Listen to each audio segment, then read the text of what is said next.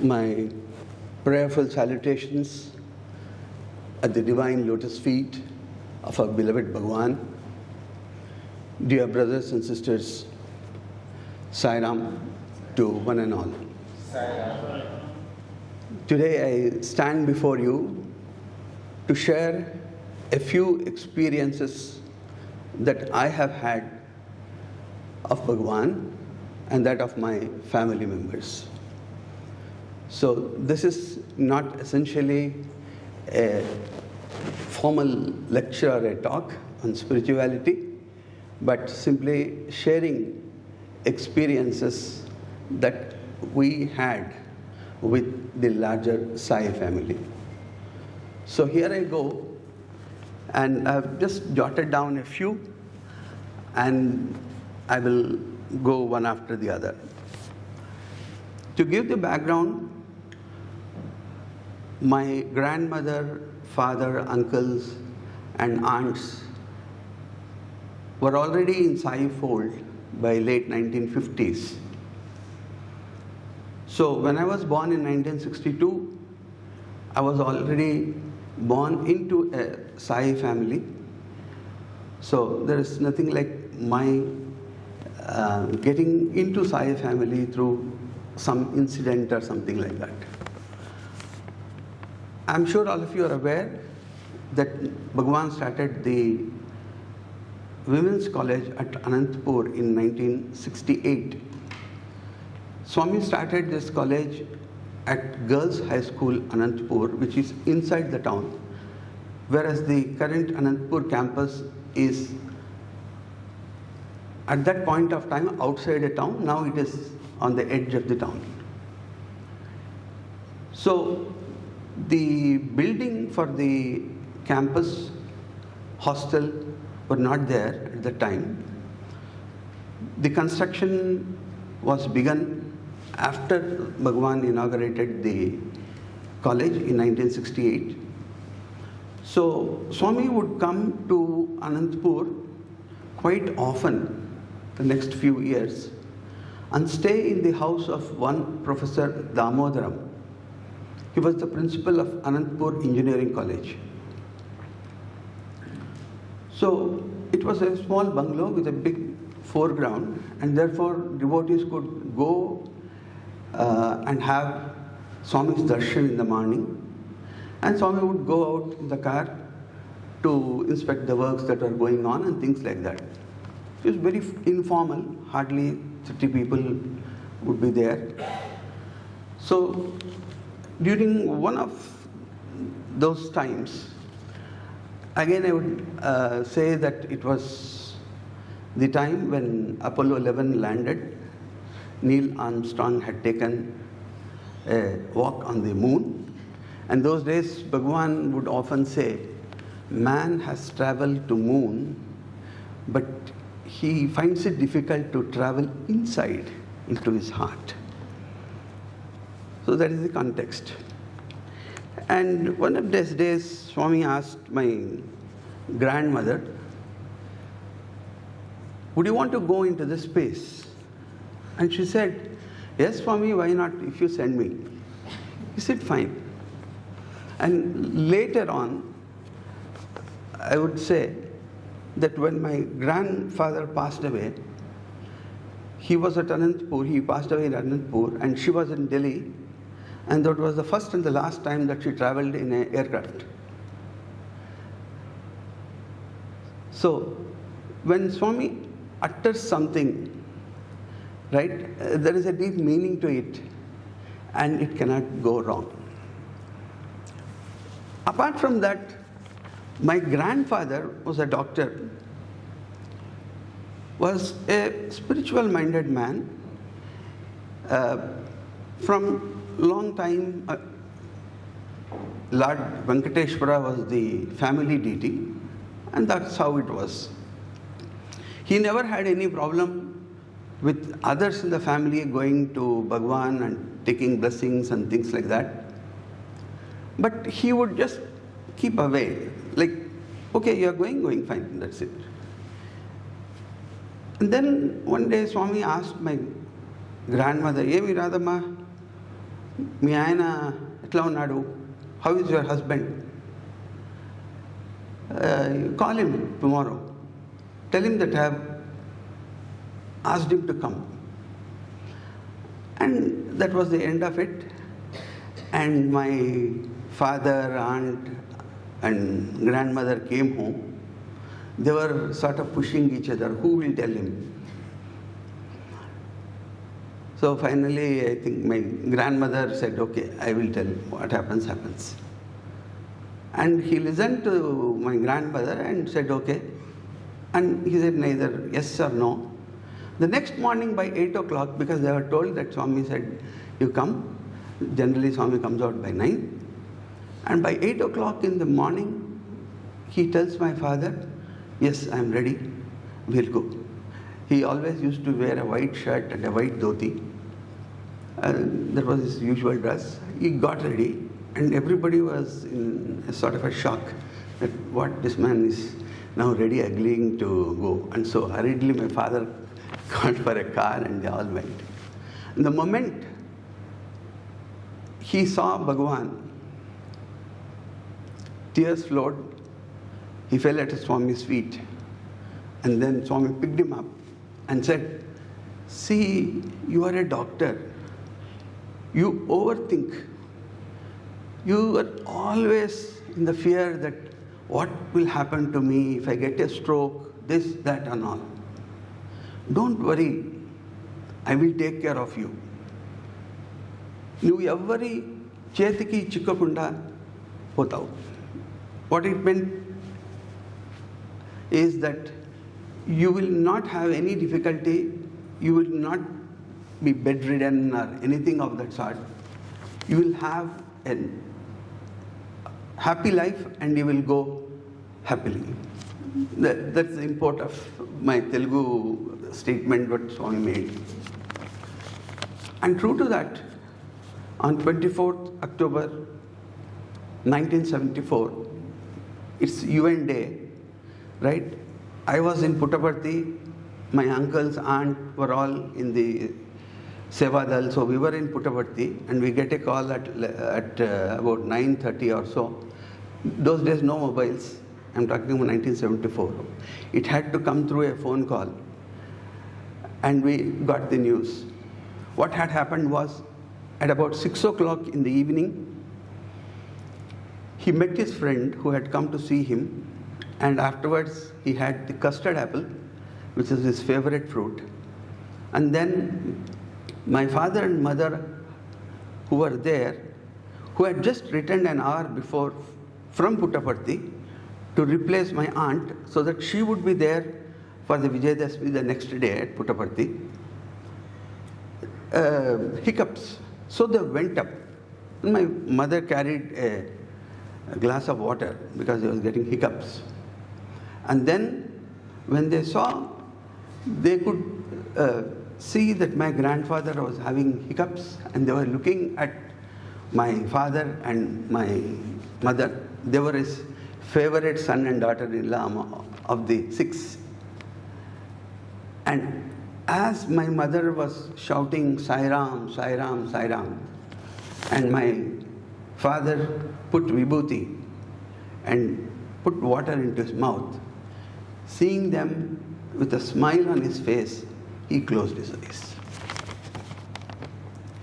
And much later, Swami looked at my grandmother and gave a smile, just reminding her that I had asked you, you said why not go in the space? That's what it is. So when Swami says something, when Bhagawan utters something, it is a sort of a truth and it happens. In fact, when my grandfather had met Swami, he gave him a medallion and said, I will take care of you, don't bother, don't worry. And that's exactly what happened.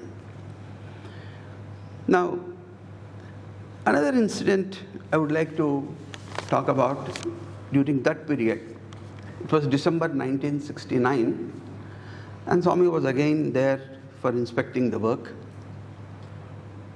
My grandmother told Swami that my daughter, who was pregnant 9 months, she was coming from another town, Kadapa, to Anandpur.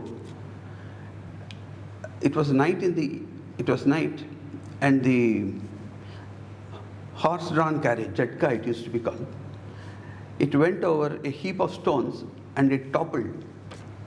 Obviously, a 9-month pregnant falling from a cart, not outside, but the whole thing toppling would be very problematic. And next morning, since Bhagawan was there, my grandmother ran up and told Swami, this is what happened. And Swami very sort of nonchalantly said, ఏమి పర్వాలేదు, ఏం కాదులే, nothing will happen. He had an apple nearby. He gave an apple to my grandmother and said, ఈ నూతన సంవత్సరానికి నీకు Apple పండు లాంటి మనుమడు పుడతాడులే. For this new year, you will get an apple-like grandson. Name him after me. Sai Raman పేరు పెట్టండి. And true, on 1st January 1970, my nephew was born. And they named him Sai Ram. He is now a very successful anesthetist. So that is another thing. Now let me fast forward to 1979, September. As you are aware, the Sri Sathya Sai Arts, Science and Commerce College at Prasanthi Nilayam was started in July 1979. We were the first batch of students to the college. And Swami decided that we would stage a drama on the life of Sri Ramakrishna Paramahamsa. So the script was made and we were practicing. As far as I am concerned, I would be on the stage for just 3 minutes out of about 50-55 minutes drama. I'll be there appearing on 2 scenes and I'll be speaking 1 sentence. There is a question I'll ask Ramakrishna and he would answer. That's all. No big deal. But then it had to be practiced. And to give you the background, Bhagawan was staying in the mandir those days. Ijur Mandir was not there. It came up much later. Swami was living in the mandir. He used to stay in the first floor, and below that was the interview room where Bhagawan would take people and talk to. So every day he would come to the back of the Purnachandra auditorium, the green room, which is half the size of this hall. There we would have the practice. I had amoebic dysentery, severe amoebic dysentery. Therefore, I told the warden I will not be coming for the practice, and I did not go. And Swami noticed my absence. He asked, where is this fellow? Don't see him. And he managed, Swami is not well, something like that, and there is a matter. And then that evening he said, come on man, tomorrow you have to be there. I said, sir, amoebic dysentery, I don't know, it will be very awkward. Nothing doing, you come, you be there, show your face to Swami. If again you have to visit the toilet, you slip away. I don't care, but be there. I said, okay, no choice. So next day we went for the practice. So I was sitting among 20 of us there, and then Swami looked at me and said, hey Mahendra, what happened to you? Then I had to tell. Then Swami laughed and said, hey, nee kaduplo bidda ledu gadda ledu. He said, in your tummy there is neither a baby nor a tumor. Right? And then he materialized Vibhuti, and he was giving it to me, and as he was giving, he said, take it in water for 3 days, 3 nights. Right? You can take the medicines what your doctor has given. No, okay? And then, I must tell you, it is 45, 46 years, I have never had a relapse of amoebic dysentery. Amoebic dysentery, once it sets in, it often relapses, especially when you eat masala or chili and things like that. Till now, I have never had 46 years. Okay, so that is Bhagawan. And the next one I would like to say is about how Bhagawan lovingly reminds us of his divinity. And since we are sort of deluded and foolish, keeps pressing on his point that I am God, you better know and realize it. Okay? So this is an incident, the 2 incidents I will talk about between 1982-84. The first one is about how Swami told that I am the creator. You people seem to be more amazed by my creation rather than by knowing that I am the creator. You give more importance to the creation than to the creator himself who is standing before you. And again, to give you the context, the Sai Connect hall was not there, right?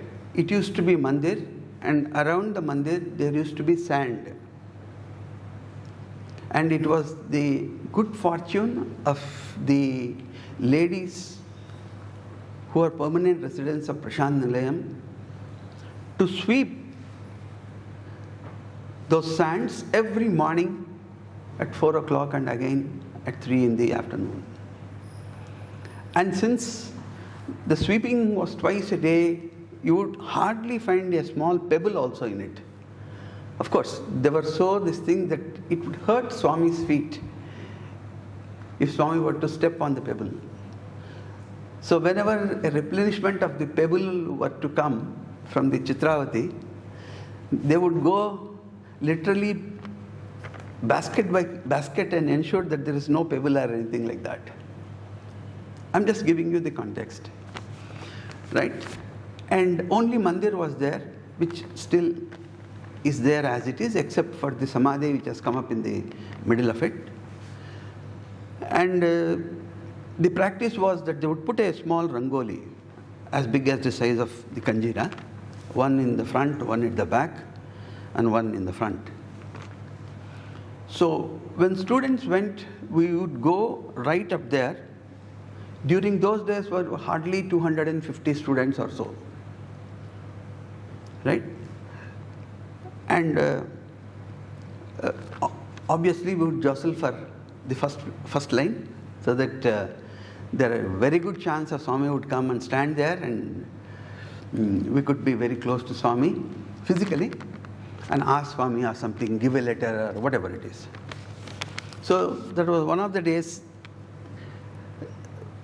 Myself, one more of my class, my junior, and one more, 3 could sit in that lower portico. So we 3 were sitting. I was to the right. My friend whom I am talking about was the center, and in front of him was the rangoli. Swami finished his interviews. He came and stood there. He was just talking like that. And Swami's pose used to be like he would put his hands back and he would be swinging and talking. And it's like he finds something going wrong, or he wants to shout at somebody. It is his blessing.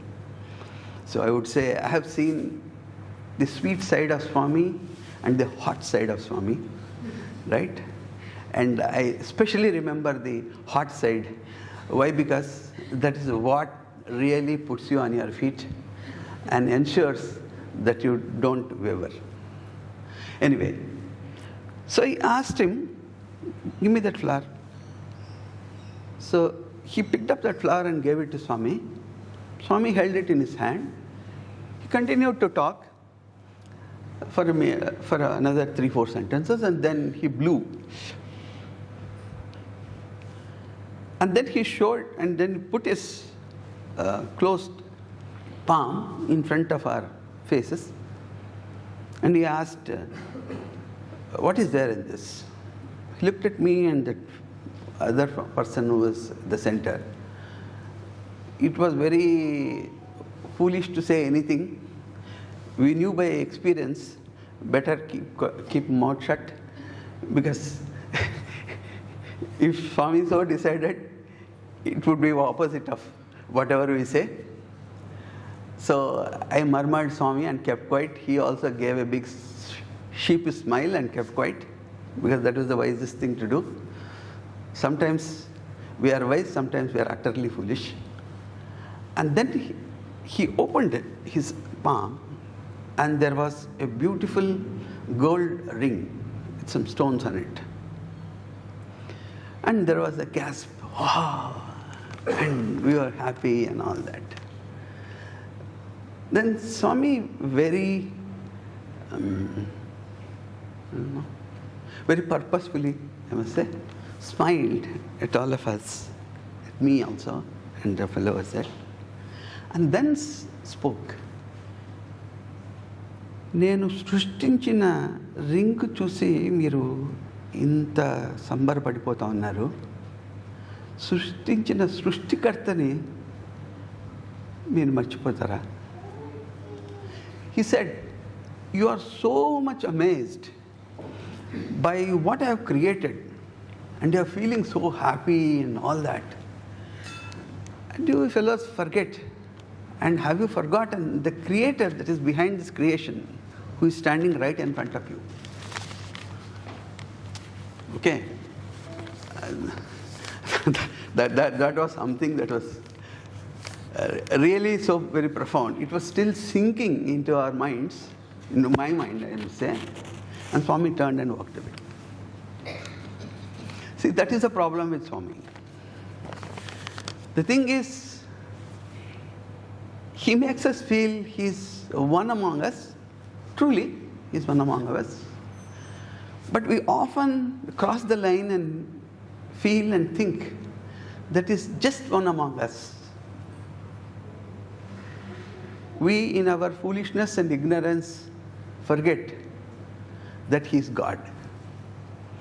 And that Bhagawan, once in a way, out of his compassion, out of his love, keeps reminding us, hey, good, fine, you are happy, enjoy, but also remember who I am.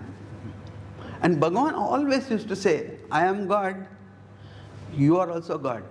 The difference is, I know that I am God. You don't know that you are God. You think that you are your body. And therefore, you are where you are. And the journey of man is to move from that state to a realization that I am but a spark of the eternal flame. Of course, long, long way to that. I don't know how many centuries or how many lifetimes. But anyway, let's think that we will let's sort of make up our mind that we'll try to make an attempt. Finally, it is he who has to sort of handhold us, walk us the distance and take us to him. Then one more incident I would like to explain, how I made an ass of myself, and how often second-hand, third-hand information can be very, very problematic. So it was a phone call from my father. It was 1983, 84. My father had told that my aunt delivered a baby. It was a normal delivery. Her name is Indira. She was sister of Vijay Lakshmi, whom I spoke about 10 years back, about her giving birth to a son. My father said, baby is fine. At the time of delivery, the leg was pulled, and therefore there is some problem with the leg, but otherwise everything is fine. If you get a chance, just tell Swami. I more or less verbatim repeated to Swami when he came out of the room and came out of this interview room after the interviews. Swami listened to me. I told Swami, delivery అయినప్పుడు బిడ్డ తీసేటప్పుడు కాలు ఏదో లాగినారంట, అందుకోసమని కాలు ఇదైందంట. Swami listened to me and said, no, అది పుట్టుకతోనే అట్లా ఉంది, అది ఏం ప్రాబ్లం లేదులే. Swami said, in his birth itself it's like that, there's no issue.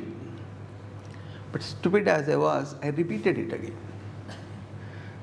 And then Swami patiently listened to me, smiled at me, and he said, Adi kadura, adi puttukutone atla indi. ఆ ఎముక కొంచెం చిత్తగా అయింది, అందుకోసము అది అట్లా, ఏం పర్వాలేదులే, నేను ప్రసాదం ఇస్తాను, రిజిస్టర్ పోస్ట్లో పంపించు. వాట్ ఈ said was, it's not that the bone, that's tibia fibula, this part, is a little shorter, and therefore the difference is there between the right and the left leg. This is about the left leg.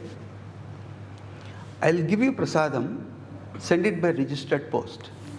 And also had added, after he grows up, if required, he can have a surgery. Otherwise, no problem. Of course, his name is Sharat, he never had a surgery, nothing. There is a slight limp even now. He's a very well-settled software engineer.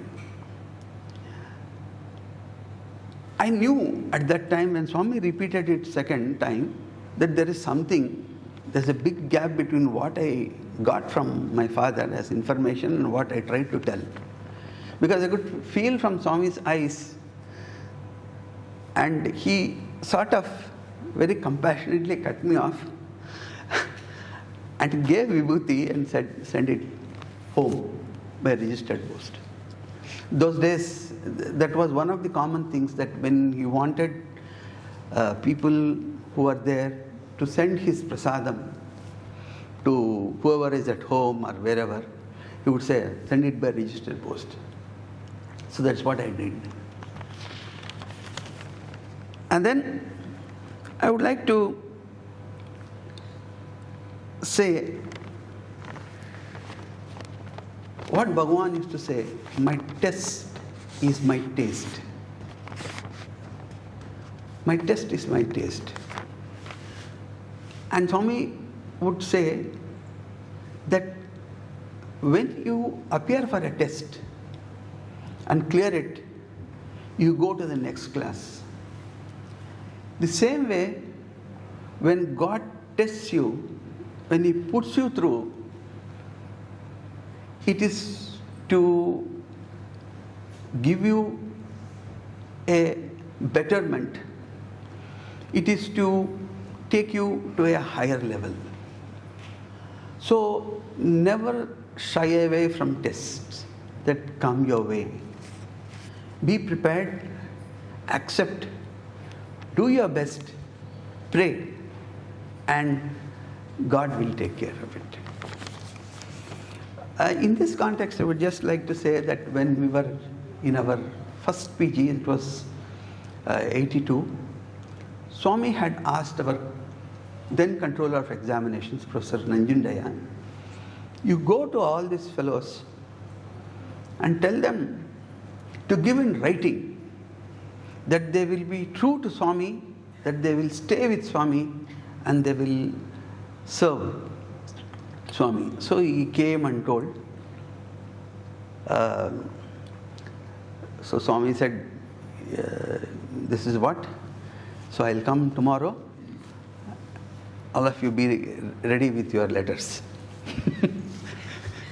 So as told, everybody wrote, right? And I too had written. But then I was very practical or pragmatic. What I had written was, Swami, it is you who should give me the strength and give me the faith and the stability to do all that you want me to do. From my side, I am fine.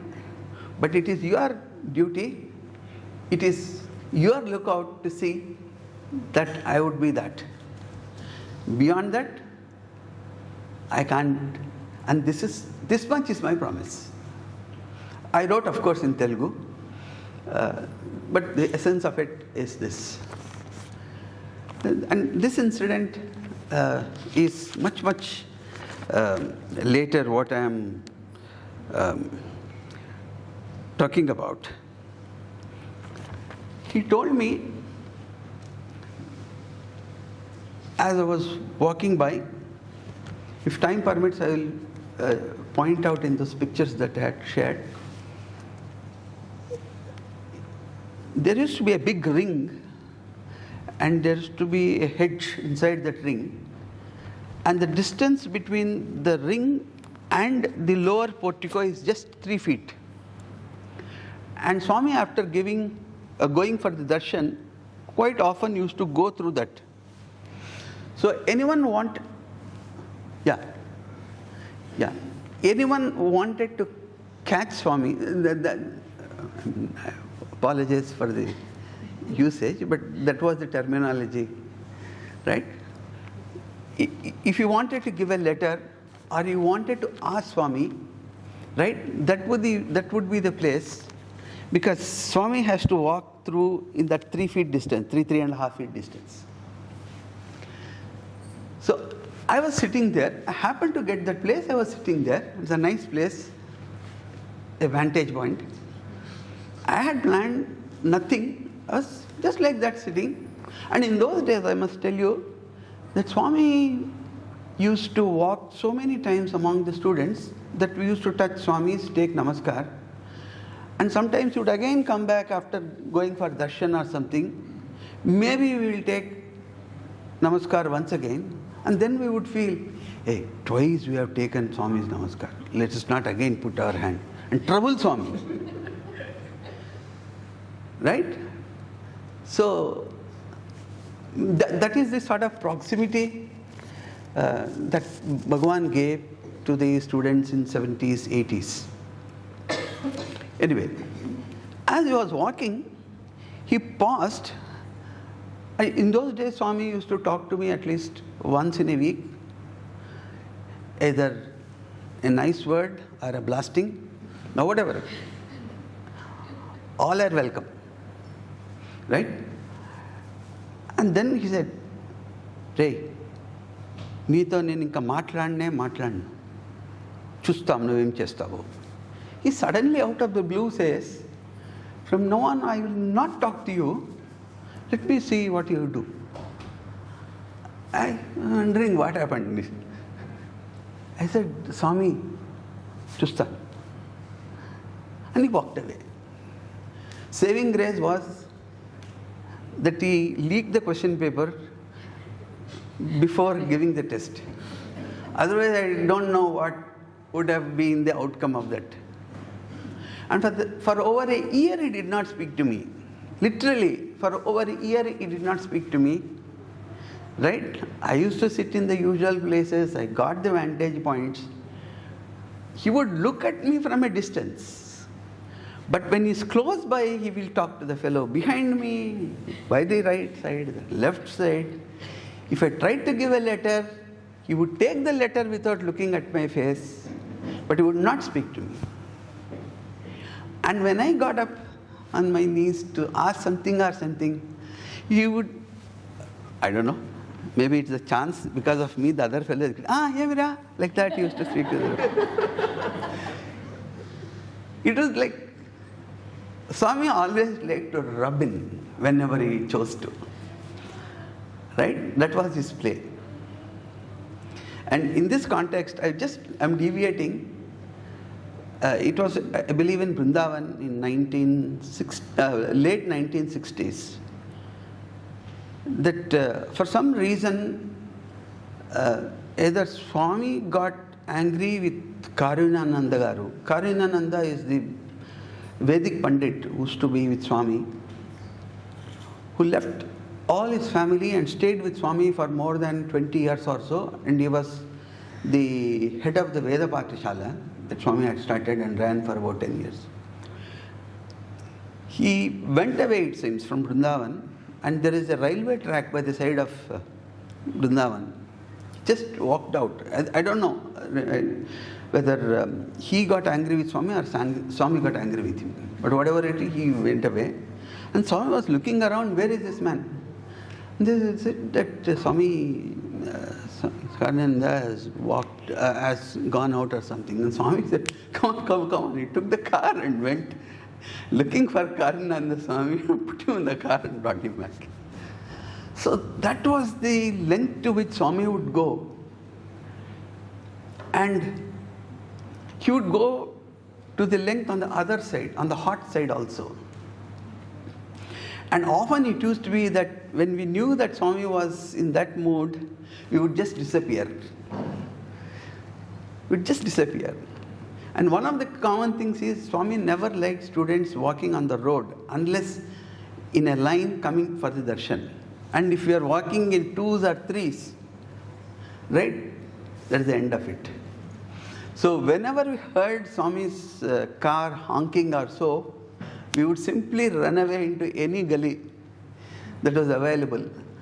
Because if you were found on the road, that's the end of it. We would get it, the warden would get it, and it could be like a marathon of a few days of blastings and bangings every evening that could happen in the mandir. And everybody will curse that fellow.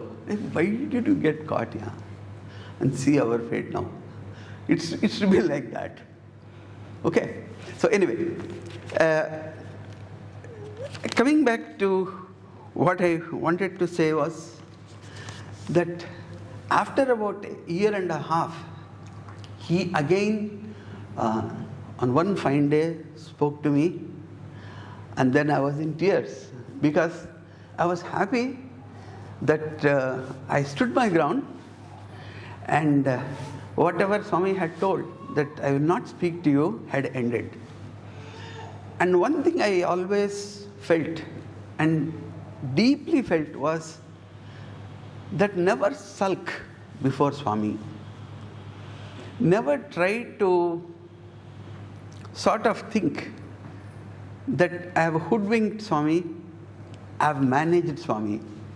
Because he'll allow you to think so. He'll act as if you have had the upper hand, but you will get it one day or the other. So there is no point in trying to hide from Swami. After all, he is the Antaryami. He is the one who knows the past, present and the future. He was the one who created us. And there is no point in trying to sort of try to escape from Swami. Especially so when it is a tough time. That is, when you know that you'll get a banging, when you know that when you'll be shouted at. See, we always commit wrongs, bigger or smaller or whatever it is. And there is no point in trying to hide or sort of hoodwink that everything is fine. So that is one thing I would say that I learned it. I learned it in so many different ways. And I would like to end by saying that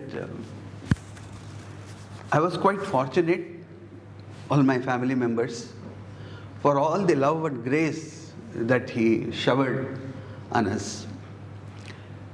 In my second PG, he said, he had called for an interview. I was talking to my parents, and in the course of the interaction, my parents said, Swami, he is yours. It is up to you what you make of him. And Swami was very happy at what my parents said. And he said, manchidi, manchidi. Then, as I was talking, he said, you should study well. You should get a first class, right? Then I'll keep you near me. Do PhD here only, and then be with me. I said, yes, Swami. And true to that,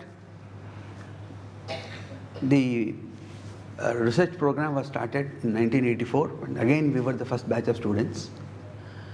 We were about 21 or so research scholars at that time. And thereafter, he sort of played around for about a year, because he wouldn't say what I should do after my PhD. I got my degree. I'm Dr. Agraharam Ashok, but I was simply sitting in the mandir veranda every morning and evening, not knowing what to do and what Swami would say. And all of us at home were clear that I would do what Swami says. I would wait till Swami says what I need to do. And that was it. And about a year after that, he decided that myself and one of my classmates, Dr. Suresh, we would go to Sri Sathya Gurukulam. And Swami said, you be vice principal, and then Suresh, new principal.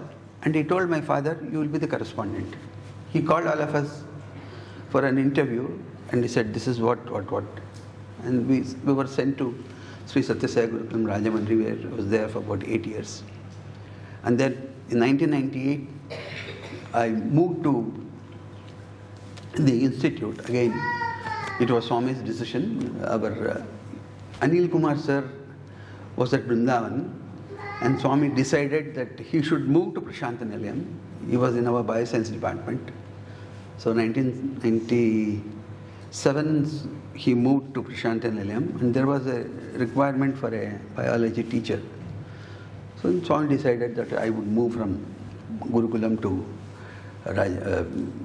Vrindavan. And that's how I moved to Vrindavan, and then I served there and retired in 2022, and I'm currently an honorary teacher there.